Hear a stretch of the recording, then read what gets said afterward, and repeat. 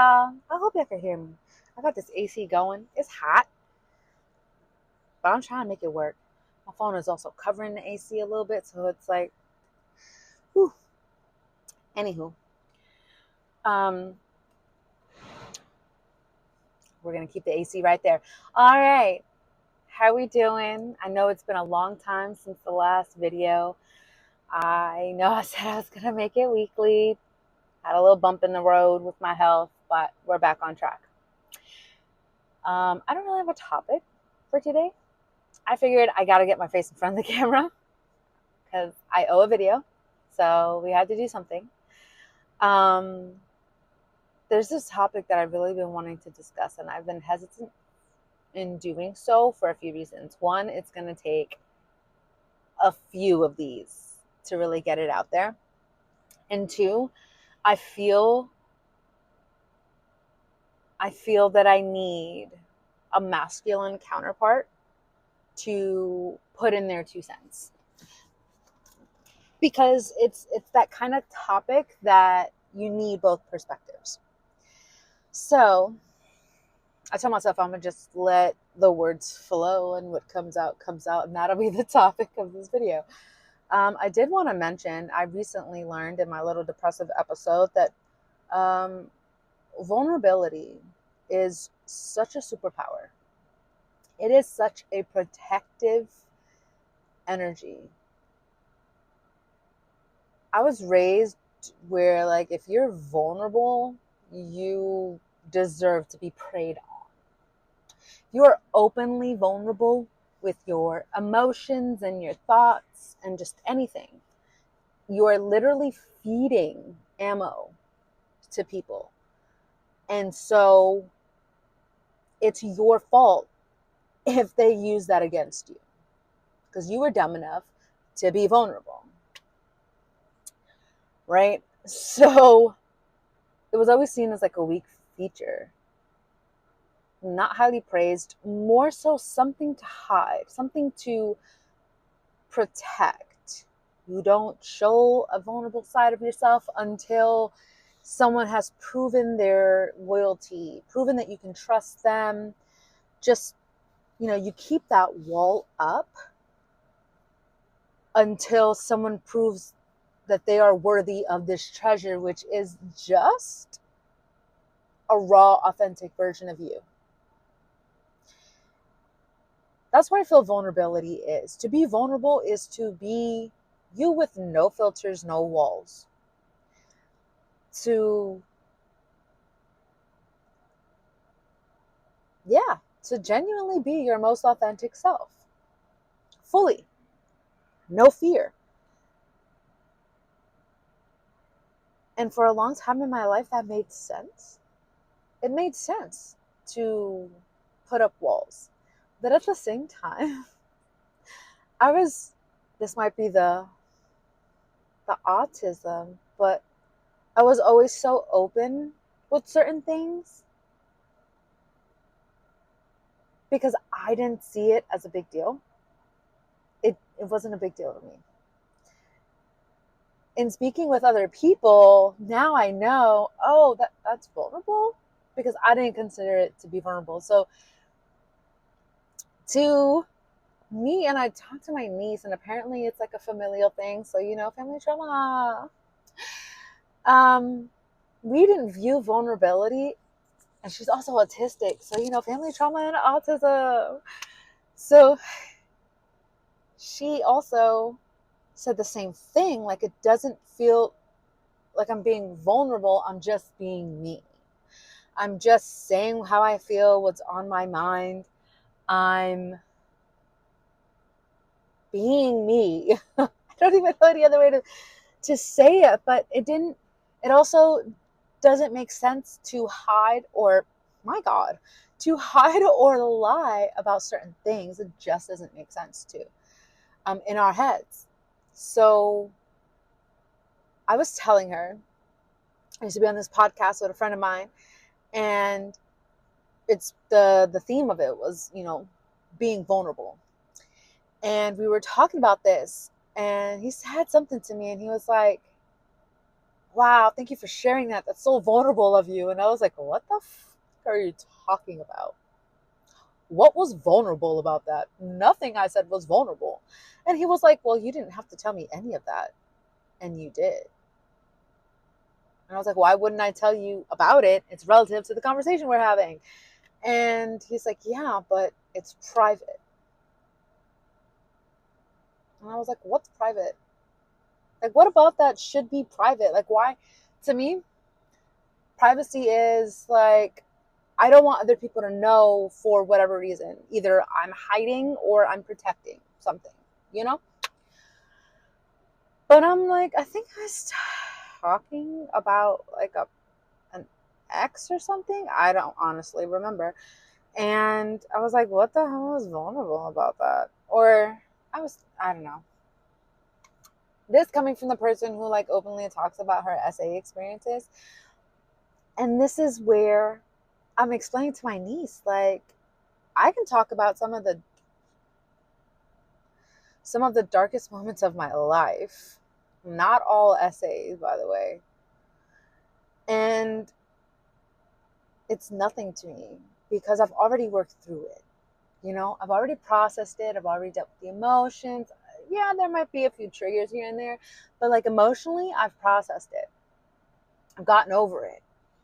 And my niece was like, yeah, that's not vulnerable. And so we agreed vulnerability for us is while we're going through the motions. So while I am going through something, I typically do it alone. I try not to rely on other people when I'm in the pits of it.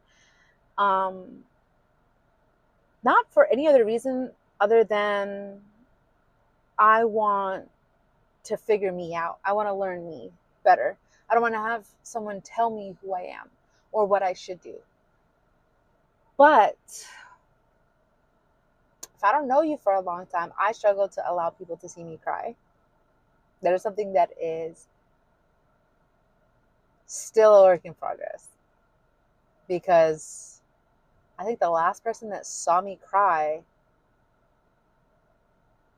I was under the influence. I was under the influence and I could tell that they felt so uncomfortable. And I was so under the influence that I kind of disassociated because they triggered something. What was it? Okay, we went to go see the Deadpool movie. And at the end of the Deadpool movie is a Madonna song. Somebody's going to understand this. There are moments in my life where music is very important to me. I love music, all genres. It's just a very big part of my life. And I have certain songs that are associated to certain memories or phases in my life that I went through. And they're my first essay when I was little. After it happened, I kind of got shipped away I say shipped away. My mom sent me away so she could handle all the stuff with my aunt and uncle to live in Puerto Rico for a year. And my world was a mess, right? But music was always surrounding me. So there's certain songs from that area or no, that time of my life. Because it was like some of the songs were pre and then closer around to when it happened and then after, right? So majority of the songs I've worked through, but there was one left. And it is the Madonna song that plays towards the end of Deadpool in that last fight scene. So we went to go see that. And I cried, but I don't like people to see me cry. And I'm there like trying to like tell myself, get it together. And I'm like trying to find a way to associate the song to a new happy memory, to let it go and give it a new memory, a new association to it. Because whenever one of these songs would come up, I would cry. And I would almost relive the moments or the feelings in that memory that it's tied to, right? And I never forced myself to seek the songs, but if they ever happened to come up, I never avoided them. I would force myself to listen to the song to the end because I needed to work through it. And I realized that this was the last song and it's playing. And I'm trying not to cry. And then I'm trying not to wipe my eyes, to make it obvious that I'm crying because we're in a dark movie theater. So maybe they don't see me, but still. So I'm trying not to bawl because I could go, and I could fall apart. But I like my body stiffens when someone's in front of me and I'm trying not to cry. My body literally like freezes, like the fight or flight stuff. The term escapes me at this current moment, but yeah, I freeze.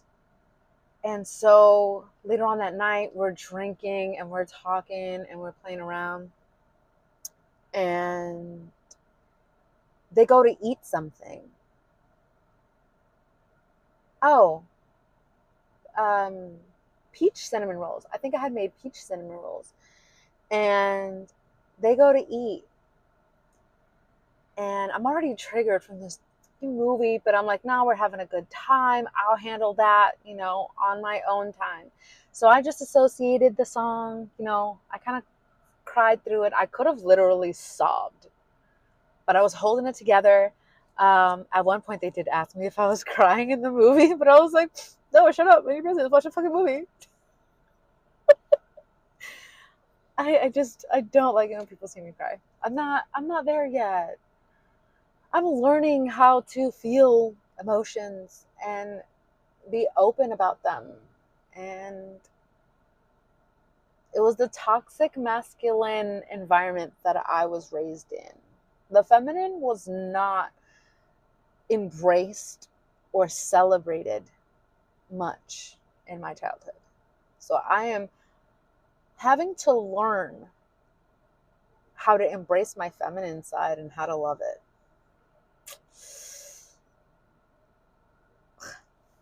Right. Which is funny because I naturally am that way, but for years I had to mask it and hide it because I was shamed for it. In my family, I was shamed for being emotional and sensitive. And now I gotta unlearn all that, right? Anyway, so that song triggered it. We go later, now we're drinking, they're eating, and they put like, oh, they try to feed me the fucking cinnamon roll. And I'm like, I know my stomach is at a place where it feels kind of full. So if I were to feed it food when I'm not hungry, and this might be a neurodivergent thing, but like sometimes food is too much to chew. Or it's like, it's okay to chew, but then it's too much to swallow. Like I don't physically want to eat. So my body will physically reject it and make me throw up. I didn't want to do that. I wasn't hungry. I had no desire to eat. And they were like, oh, but you made it and it's really good. I know, bro. First of all, I made it. Of course it's good. Second of all, I had some like the day before or whatever. So I know what the hell it tastes like, right? No. Anyway, they're like putting the fork in my face just there. And I'm like, no. And then like I feel pressured enough and I just put it in my mouth. And the flashback it gave me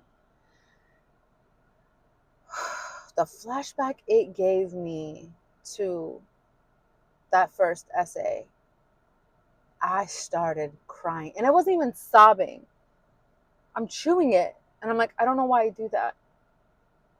I didn't want it. I don't know why I did that. Like I forced myself to eat it just to get them to stop because they just kept going. I kept saying no and they just kept going. And they're like tapping it on my lips. And I started crying and I like disassociated because I'm reliving that moment.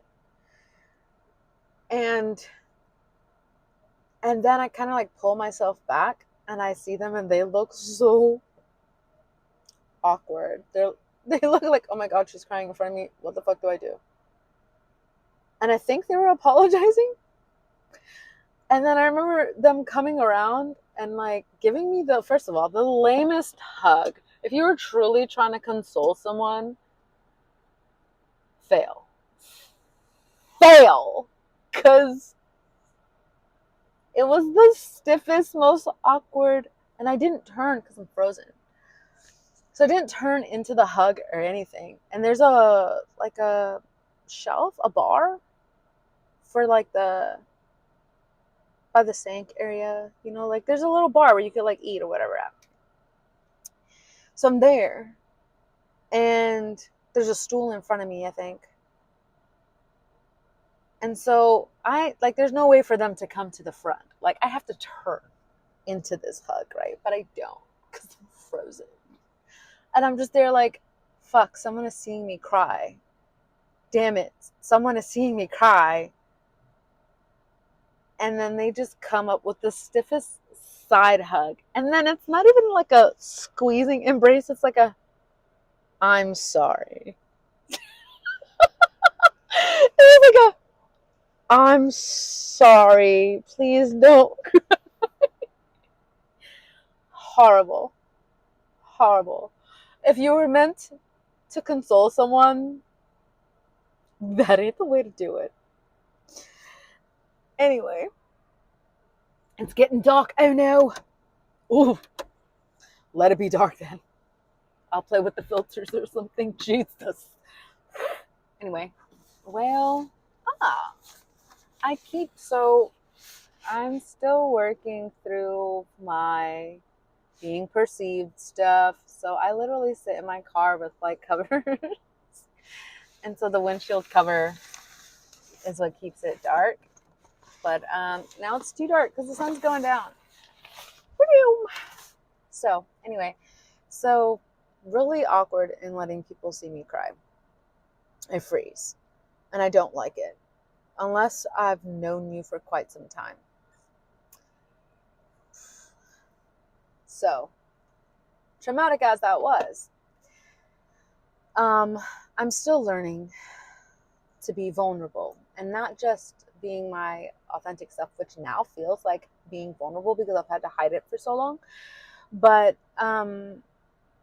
being okay with like people seeing the softer side of me.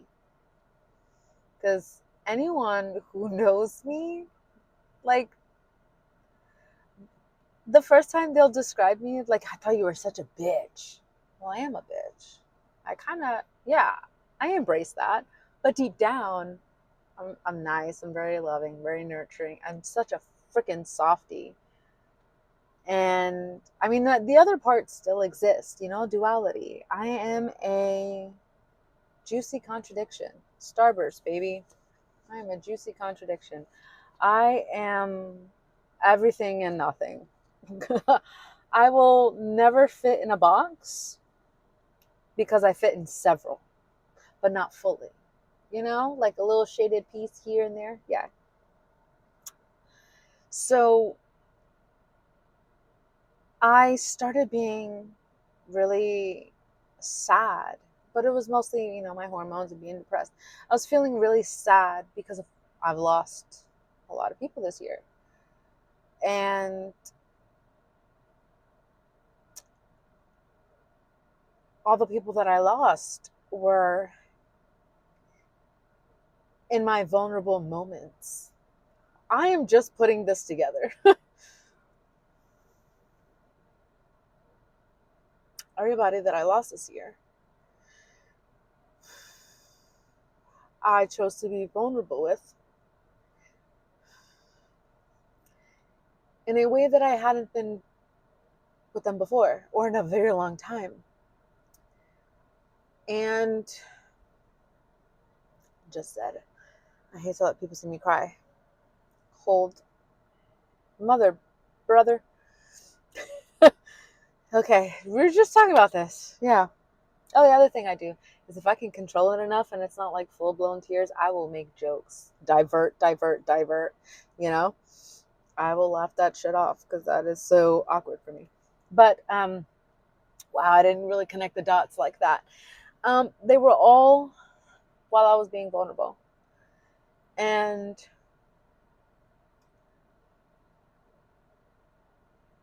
it made me realize that for some of the people that I lost, I've like come to terms with it. There's maybe two that I'm like, what the fuck, you know? But I'm coming to terms with it. But for those that I lost, I was like, okay, so, I didn't do anything wrong. I spoke up. I stood up for myself. I said or acted in a vulnerable way. And they chose to react how they reacted. And some of these people I've known for years, over 10 years. And I was like, dang, I was standing up for myself and I showed this softer side of me. It was soft but firm, like I'm going to be soft and open up to you, but I'm also going to be firm on what I need, what I want, what I'm looking for from you or from this instance. And I lost them. And I had a moment because old me would have been like, F that, I'm not going to be vulnerable again. That was ass. I'll just keep it locked up behind all these walls. And when someone earns, my trust and this, that, and the other, then I'll let them see the softer side of me. Thing is, one of the ways that I learned that was the wrong way to do things was in dating. Because I would flirt and the whole preliminary thing, I'd be bitchy and sassy and kind of like, whatever, you can't handle me, blah, blah, blah, blah. All of which are still me. It's not fake. That is a version of me. But I would never show the other version of me, which was the softer side of me. And so then we'd get into a relationship and things would get a little serious. And then they felt like I was switching up on them because they're like, who the hell is this? This is not the chick that I got into it with. And I'm like, what do you mean? Piss me off. She's there. Annoy me. She's there. But this is me in love. This is me wanting to take care of you. Roast me. She's there. I love a good roasting. Don't be afraid to make fun of me because then that tells me I can make fun of you and we can have fun. I got some really good jokes in here. And having to tell them to myself is not okay. Sometimes I'm chill like the homie. And sometimes I could be a little bitchy and a bratty. And sometimes I'm just really nurturing and soft and sweet. And I want to be able to be that version of myself. But I kept finding that when I was openly that, either people would just be like, oh, she's weak, let me take advantage. No. Or they would be like, I don't like what you got going on there. I don't like what you got going on. Rejection, right? Another one of my major wounds. So it didn't help that I recently realized that me being vulnerable and standing up for myself got me rejected from a lot of people's lives. And I realized if me being myself fully, openly, not putting up any walls, because that's the goal. I want to heal to the point where I don't need walls. If you choose to do wrong by me, then you f yourself over. You messed yourself up because you missed out on me,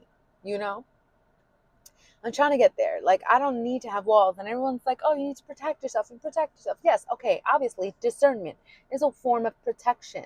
But I'm not going to sit here and hide parts of me. I've done that for years. I don't want to keep doing it. I never want to ever have to do it again. Now that I get read the room, like, I'm not going to be the same version of myself at a job that I am outside of work. There are going to be real aspects of me, but I cannot fully unmask because professional place. Every place deserves a piece of you in a certain manner, but it's never calling you to not be you. And in just interpersonal relationships, friends and dating, I don't want to do that. I don't want to have to make knowing a side of me a reward. You should just know it.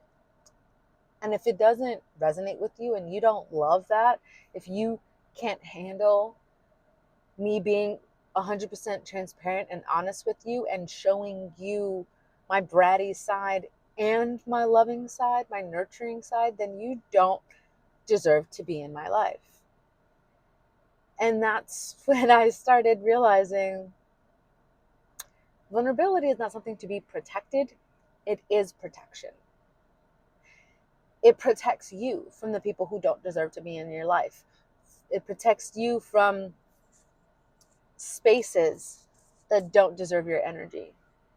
Because if you're being vulnerable, your most authentic version of you, if you're not afraid to talk on your past because you know that you've overcome it, there ain't a person alive who could use my past against me. Not a one. I know myself. I'm very self-aware and I've worked through all of it. I embrace the lows, the unhealed versions of me, because one, I'm not that anymore, and two, I overcame it. I realized I started numbering before, and now I'm numbering now. Who knows? Whatever. I'm flowing with it. I wonder if this was really decaf. Anyway, so it reminded me of a conversation that I had with my inner masculine and feminine. And my feminine is the nurturing side, right? And I told you I grew up in a home where feminine was not worshipped. Strong, independent women, right? That was pushed in my home. And you just don't show emotion. Emotion is weakness. I was the youngest of 5 with a single mom and being raised by my uncles and siblings. And it's funny because my dad is a very emotional guy. Now that I think about it, I don't fully understand I don't fully know the true story of my parents' relationship. They got divorced before I was born, or they separated before I was born, and I guess divorced shortly thereafter. I don't even know which part of that is true. My mom's still very bitter about it. I'm 36. Yeah, 36. And she's still very bitter about it. I think that's a long time to hold a grudge. 36 years? Just saying, we're not here to judge my mama. It's getting dark. So it made me realize that through all the healing that I've been doing, I've actually like broken through the ceiling because thank you. Security light. So in realizing that vulnerability is something that protects you rather than needing protection, it makes me feel so powerful to know that I was really out here trying to protect something that was meant to protect me. And it makes me feel powerful because I realize that now. That the thing that I thought was the weakest about me is the strongest thing about me. And I don't have to do anything other than be me. I literally just have to be me. All versions of me. And not be ashamed of any versions of me. So not be ashamed of the angry, bitchy, bratty, silly, goofy, nurturing version of me. All the versions of me. I never had to shame any of it because each part of it was meant to be me. Didn't have to hide it. I didn't have to bottle it up or make it nice and pretty, prune it like a plant, doll it up. I didn't have to do any of that. I just had to keep loving myself. And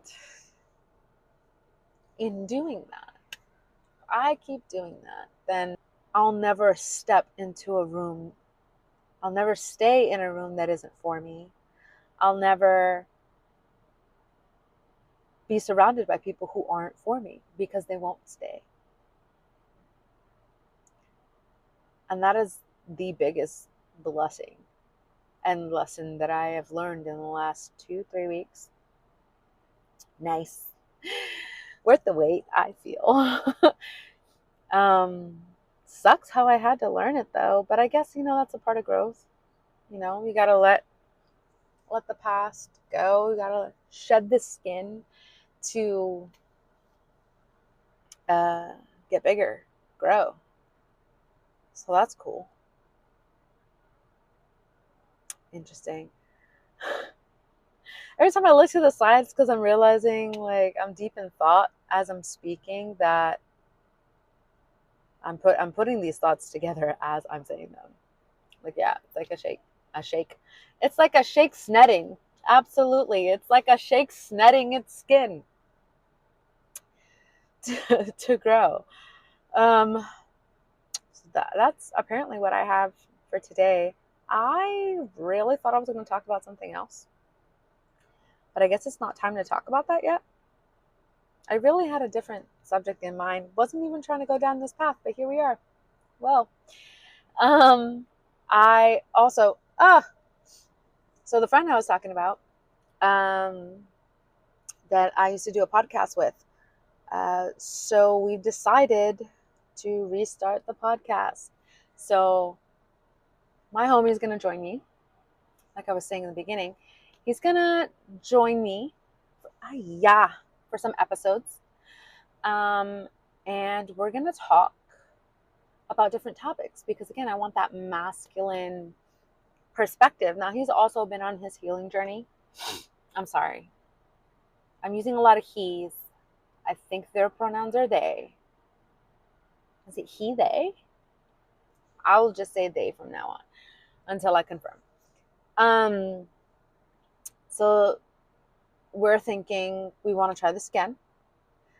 And take it more seriously this time. Be real with it. So next episode is most likely going to have Dev in it. The first podcast we were in, all those videos got taken down. I wish they hadn't. I think it should have stayed up. I think people would have benefited from those videos, but everything happens for a reason. So we start afresh, anew. We start fresh. We start anew. I'm mashing up words in my true Puerto Rican way. So yeah, Dev is gonna join us, and I'm guessing that's when we'll have the discussion that I really want to have, which is what I meant this episode to be, but I guess not. Which it would be about the journey of the divine masculine and feminine, and going back to like tribal periods and all the way up to current, and what tumultuous Trauma has been embedded into our society and common societal standards. I really wanted to talk about that. I am a strong advocate for men's emotional and mental health. Obviously, everyone's emotional and mental health, but specifically for men, because they don't get enough love. Our masculines are hurting, and we need to heal. We need to help our masculines because it's not our job to heal our masculines. They are meant to heal themselves. But we as feminines, and I don't mean just women, anyone who identifies as predominantly feminine, because we do have masculine and feminine in each of us. There is masculine and feminine in everything around you. If you don't see it, I implore you to please meditate and ask that you can see the masculine and feminine in all things. I see, third eye. I promise you, you'll start to notice everywhere how everything is both masculine and feminine.